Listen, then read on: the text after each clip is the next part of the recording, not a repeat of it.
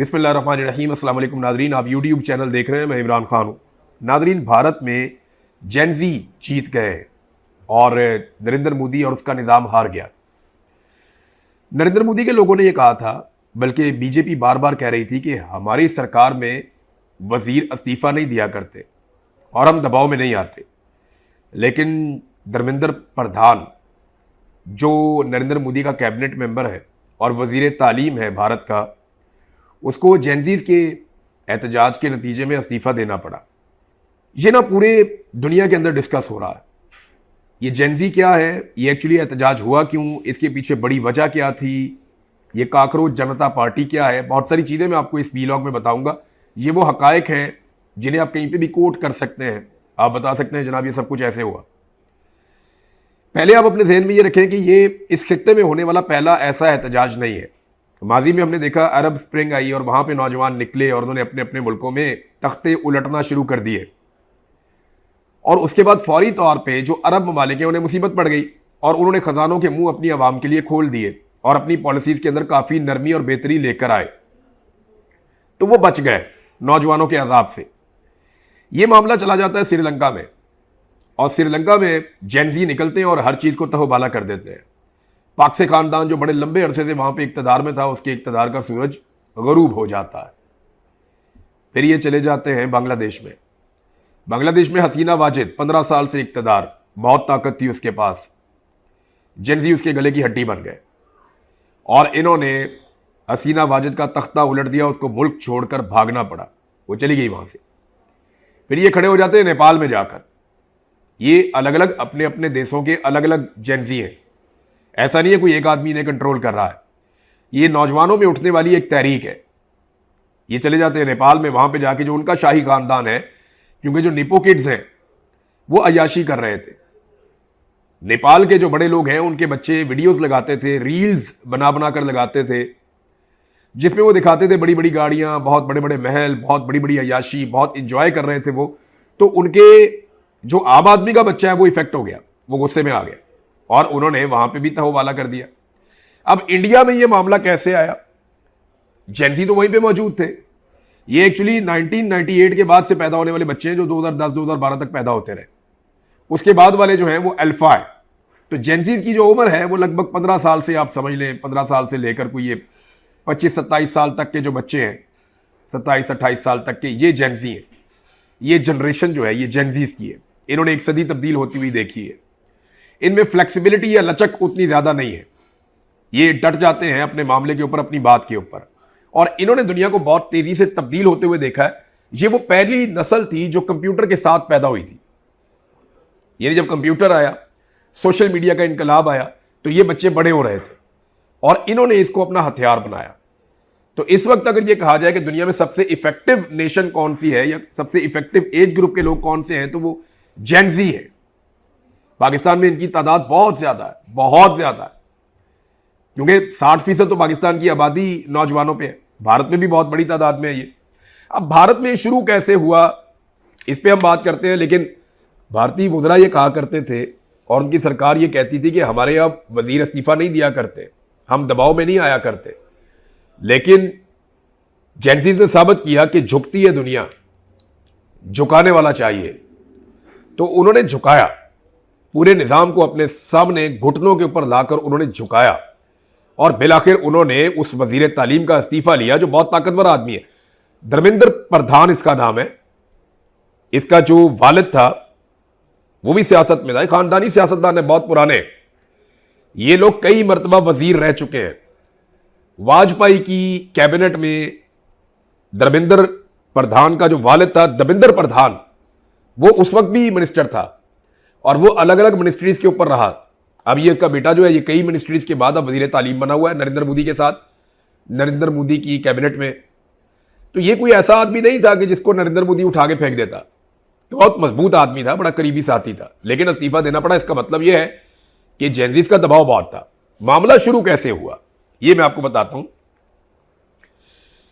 हुआ यह कि 15 मई 2026 को एक केस लगता है भारतीय सुप्रीम कोर्ट में, जिसमें एक वकील साहब जो है वो अपना गुजाती केस लेकर आते हैं।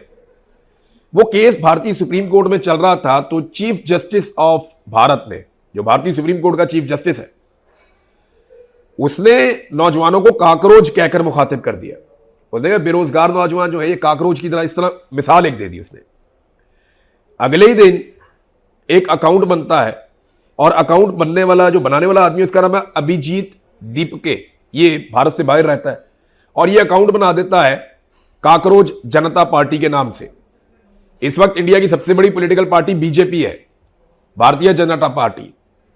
वो एक पार्टी बनाता है काकरोच जनता पार्टी, तंज में इसका ये नाम रखा गया। चीफ जस्टिस ने बाद में सफाई पेश की, जनाब मैंने इसलिए नहीं किया था, मैं तो सिर्फ उन नौजवानों का या उन पे तनकीद कर रहा था जो जाली डिग्रियां लेकर आते हैं, मैं असली डिग्री वाले नौजवानों की तो बात ही नहीं कर रहा था। लेकिन चीफ जस्टिस से जो गलती होनी थी वो हो गई, जो बात निकलनी थी। वो कहते हैं ना कि जो बोल जबानों निकल गया वो तीर कमानों निकल गया। तो जो भारतीय चीफ जस्टिस ने करना था वो कर दिया, नौजवानों ने जो करना था उन्होंने भारतीय जनता पार्टी के मुकाबले में उन्होंने बना दी काकरोच जनता पार्टी। दीपिके जो है, अभिजीत दीपिके, वो भारत वापस आ गया। इस वक्त ये तहरीक इतनी बड़ी ऐसे हो गई कि मिलियंस में लोग इसको फॉलो करना शुरू हो गए। नरेंद्र मोदी के जितने लोग पढ़े लिखे लोग मुखालफत करते थे, वो सारे के सारे अपने आप को काकरोच जनता पार्टी के साथ जोड़ने लगे। मजाक मजाक में ये पार्टी इतनी बड़ी हो गई कि दिनों में इसके फॉलोअर्स मिलियंस के अंदर चले गए, बहुत बड़ी और तगड़ी पार्टी बन गई। फिर हुआ ये कि इनको एक मुद्दा मिल गया खड़े होने के लिए, लड़ने के लिए। भारत में हर साल एक एग्जाम होता है जिसका नाम है नीट यूजी। ये एग्जाम होता है, ये एग्जाम होता है भारत में जो मेडिकल के अंदर तलबा को दाखिले मिलते हैं। जैसे पाकिस्तान में एमडी कैट, पाकिस्तान के अंदर मेडिकल एंड डेंटल जो डॉक्टर बनते हैं, एफएससी पास करते हैं बच्चे प्री मेडिकल में, तो उनका एक टेस्ट होता है एमडी कैट का कि आप ये पेपर देंगे तो पता चलेगा आपका कौन से वाले मेडिकल कॉलेज में आपको दाखिला मिलना है, आपकी काबिलियत कितनी है। इसी तरह का एक टेस्ट भारत में होता है जिसको कहते हैं नीट यूजी। ये टेस्ट 3 मई 2026 को हुआ था, और इस टेस्ट के जो पेपर है, जो इसके अंदर पेपर आया था, वो लगभग 40 से 45 घंटे पहले सोशल मीडिया के ऊपर वायरल था। यानी व्हाट्सएप ग्रुप्स के अंदर आ गया था, सोशल मीडिया पे वायरल था। ये पेपर लीक हो गया था पहले से। अब ये पेपर लीक हो जाना, पाकिस्तान में भी होते रहते हैं पेपर लीक, धांधली भी होती रहती है, बेईमानी भी होती रहती है। वहां भारत में एक एग्जाम चोरी हो गया, जिसके बाद दिल बर्दाश्ता होकर कुछ नौजवानों ने खुदकुशी कर ली। लगभग 10 से ज्यादा बताए जाते हैं, कुछ 11 कहते हैं, कुछ 15 कहते हैं। भारत में कुछ नौजवानों ने खुदकुशियां भी कर ली और यह रुला पड़ गया पूरे मुल्क में। फिर इसकी इंक्वायरी शुरू की सीबीआई ने, और तहकीकात के बाद उन्होंने कहा कि एक इंतजामी गलती थी, सिस्टम को इंप्रूव करना चाहिए, आइंदा ऐसा ना हो उसके लिए क्या इकदाम करने हैं, और जो लोग जिम्मेदार हैं उनको सजा दी जाए या उनको पकड़ा जाए। तो इस इंतजामी गलती में और इसके अंदर जिस किस्म की 2 नंबरी हुई, वो लोग पकड़ में आ गए, सीबीआई ने उन लोगों को पकड़ लिया। ये 3 मई 2026 को हुआ था। लेकिन नौजवानों ने काकरोच जनता पार्टी के प्लेटफॉर्म से, और दीगर कुछ और नौजवान हैं जिनमें एक बहुत बड़ा नाम सोनम का है, जो इतने लंबे अरसे से वहां पे भूख हड़ताल करके बैठे हुए हैं दिल्ली में, इन्होंने रोला डाल दिया कि नहीं जी हमें वजीर तालीम का इस्तीफा चाहिए। नौजवान इकट्ठे होना शुरू हो गए।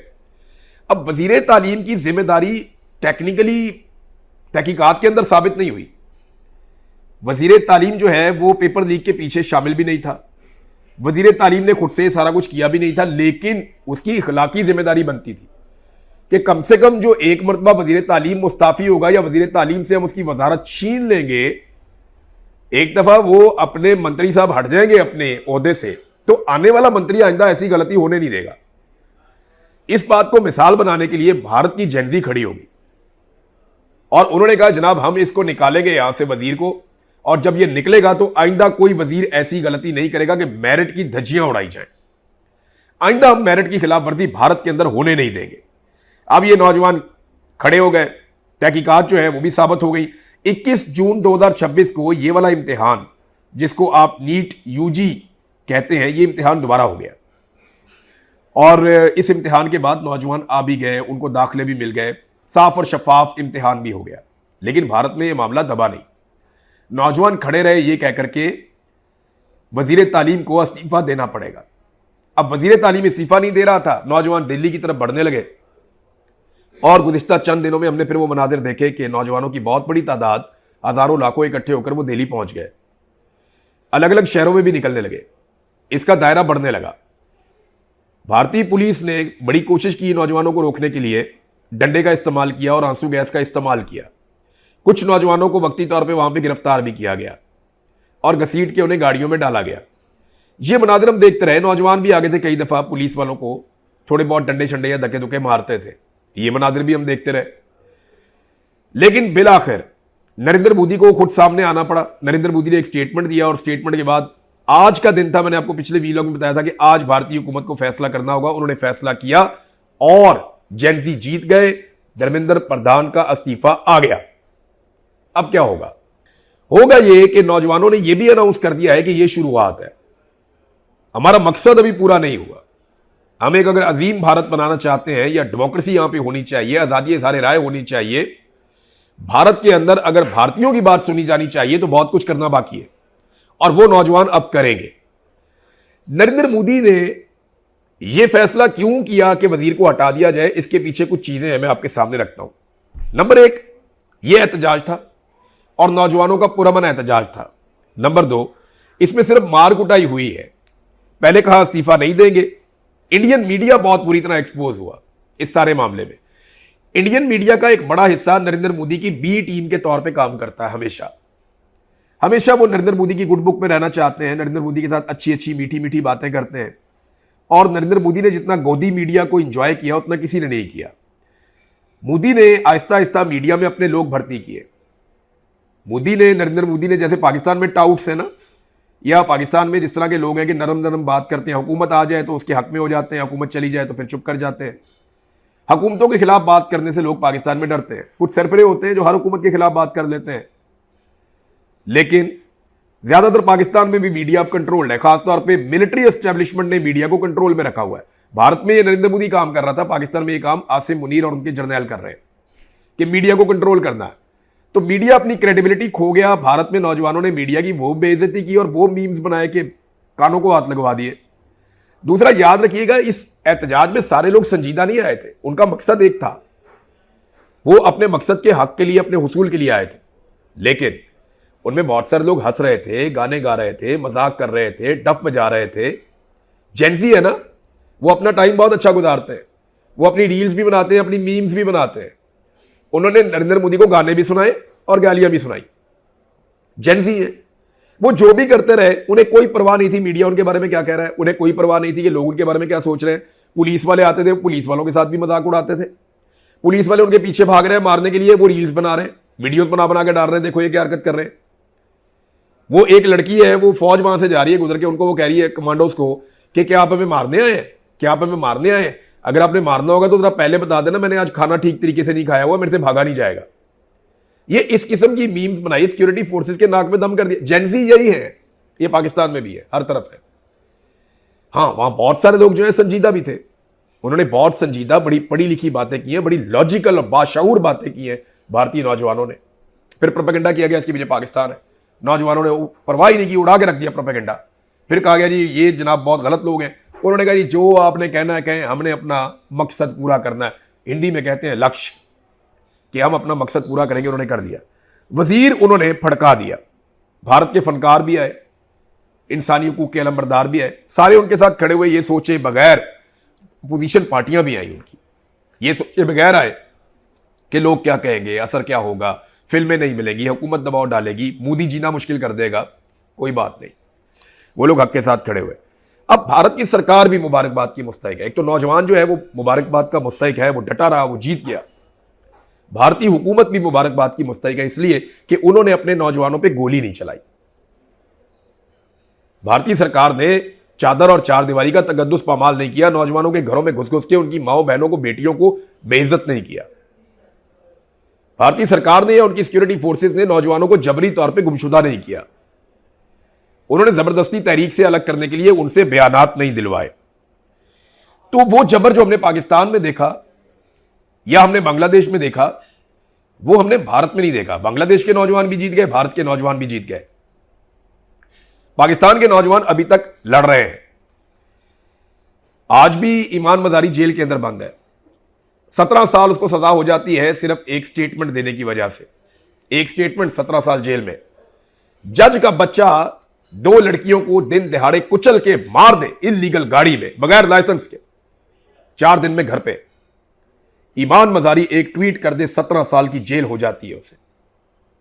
मारंग बलोच वो क्या कहती है, मेरे लोगों को जबरी तौर पे लापता किया जाता है, उठाकर ले जाती हैं एजेंसियां, और जब वो मिलते हैं तो उनकी लाशें मिलती हैं, वो भी मसख शुदा कि उनको आप पहचान भी नहीं सकते, उनके चेहरों पे तेजाब डाले होते हैं, या तशद्दुद ज़दा लाशें मिलती हैं।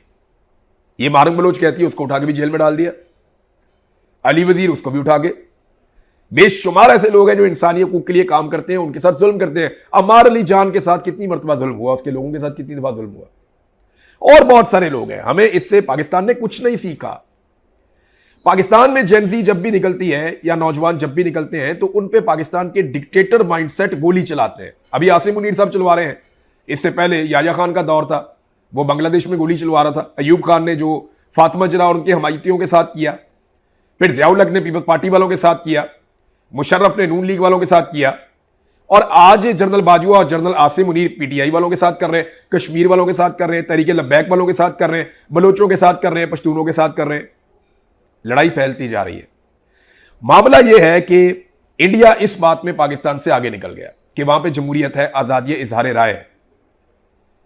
भारतीय एजेंसियां ये रिपोर्ट कर रही थी नरेंद्र मोदी को, उनके पीछे हटने की वजह मैं आपको बताता हूं कि ये एहतजाज फैलता चला जाएगा और नौजवान बहुत तेजी से अपने आप को इसमें शामिल कर रहे हैं।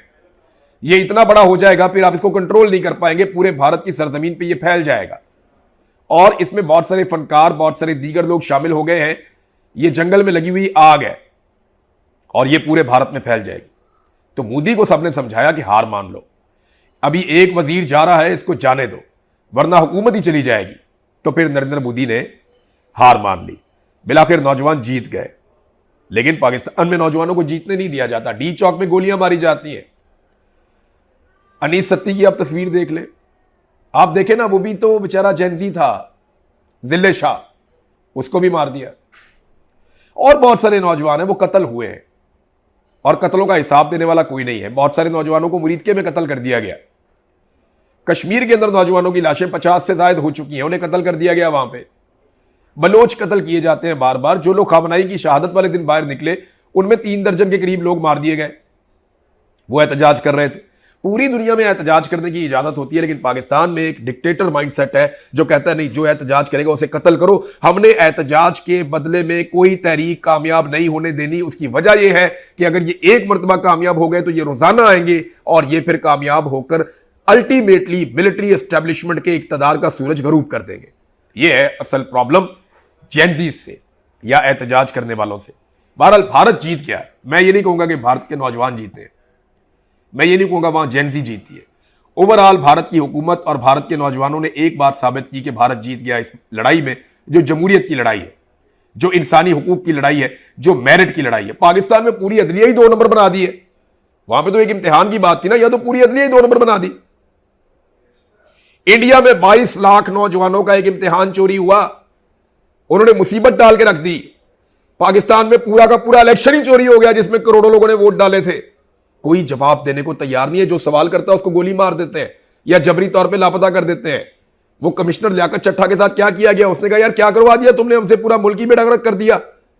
उसे पकड़ के कहते तन्हाई में डाल के उस आदमी को भी निशाने इबरत बना दिया। एक आदमी जिसे सबसे ज्यादा पाकिस्तानियों ने वोट दिए, वो जेल की काल कोठरी में बंद पड़ा है। उसके बारे में कभी क्या रिपोर्ट आती है, कभी क्या रिपोर्ट आती है, लेकिन बंदूक के बलबूते पे, डंडे के बलबूते पे ये कंट्रोल कर रहे हैं। याद रखिएगा, इनका अंजाम बहुत ही बुरा होगा। नरेंद्र मोदी अकलमंद था, उसे समझ आ गई कि इनसे बचना कैसे है। और वहां वो वोट से इक्तदार में आते हैं, ये तो बूट के साथ लटक के इक्तदार में आते हैं। तो जिस दिन अवाम ने ये बूट पकड़ के बाहर फेंक दिया ना, तो इनके पांव जलेंगे, क्योंकि इन्हें धूप की आदत ही नहीं है। इन्हें पता ही नहीं है कि मार क्या होती है और रिएक्शन क्या होता है। जब रिएक्शन आया ना पब्लिक का, तो इनको लग पता जाएगा, क्योंकि जितना आप जुल्म करेंगे ना, ये जेनजी उतनी मजबूत होती जाएगी। मैं लिख के देने को तैयार हूं, पाकिस्तानी नौजवान ज्यादा मजबूत है, ज्यादा जबर और जुल्म का उन्होंने सामना किया है, वो ज्यादा बाशऊर है। हमारी तहरीक के अंदर जो नौजवान है, पाकिस्तान के अंदर कोई भी तहरीक जब खड़ी होती है, हम उन्हें देखते हैं वो ज्यादा बेहतर बात कर सकते हैं, लेकिन यहां जो फस्तायत का माहौल है वो नौजवानों को लगातार ट्रेंड कर रहा है। और जिस दिन पाकिस्तानी नौजवान खड़े होंगे, आप देखेंगे अभी बहुत सारे लोग आपको मायूसी फैलाने की कोशिश करेंगे, खासतौर पर मीडिया। ओ नहीं नहीं नहीं, पाकिस्तानी नहीं खड़े होते, पाकिस्तानी कौम ही नहीं है, नहीं नहीं नहीं, ये पाकिस्तानी कर नहीं सकते। और नहीं नहीं नहीं हमारी जेनजी फारग है, उन्हें इंडिया की जेनजी बहुत अच्छी है, उन्हें ये बांग्लादेश कौम है जी, पाकिस्तानी कौम थोड़ी है। ये आपको इस तरह की कहानियां सुनाएंगे। ये फौजी जो जर्नैल है ना, वो ये कहते हैं कहानियां सुनाओ जाके टीवी पे, लोगों को मायूस करो। आपने मायूस नहीं होना। आपको नजम सेठी के, शहबाज शरीफ के, को वजीर के, को राणा सनाउल्लाह के, जो मर्जी कमरुजमान कह रहा, कोई बंदा आपको कोई भी बात कहता रहे, आपने मायूस नहीं होना। जुड़े रहे अपने कौद के साथ। अगर आप हक पे खड़े हैं ना, आप अगर हक पे खड़े हैं, हुकूमत किसी की भी है, सरकार किसी की भी है, अपोजिशन किसी की भी है, अगर आप हक पे खड़े हैं ना, तो हक से पीछे आपने नहीं हटना। और हक पता है क्या, पाकिस्तान में आज की तारीख में सबसे बड़ा हक यह है कि पाकिस्तान की मिलिट्री एस्टेब्लिशमेंट ने इस मुल्क पे कब्जा किया हुआ है और वो इस मुल्क को अपनी मर्जी से चला रहे हैं, अपने जाती मफादात के लिए। तो हमने कोशिश करनी है कि पाकिस्तान उस तरह चले जैसे पूरी दुनिया में नॉर्मल मुल्क चलते हैं। तो जेनजीज को एक मरतबा फिर मुबारक, एक एक करके अलग अलग मुल्कों में वो जीत रहे हैं। बिलाखिर पाकिस्तान में भी इंशाअल्लाह एक दिन जेनजी जीत जाएंगे। अब तक के लिए इतने, अपना ख्याल रखिएगा, अपने चैनल का भी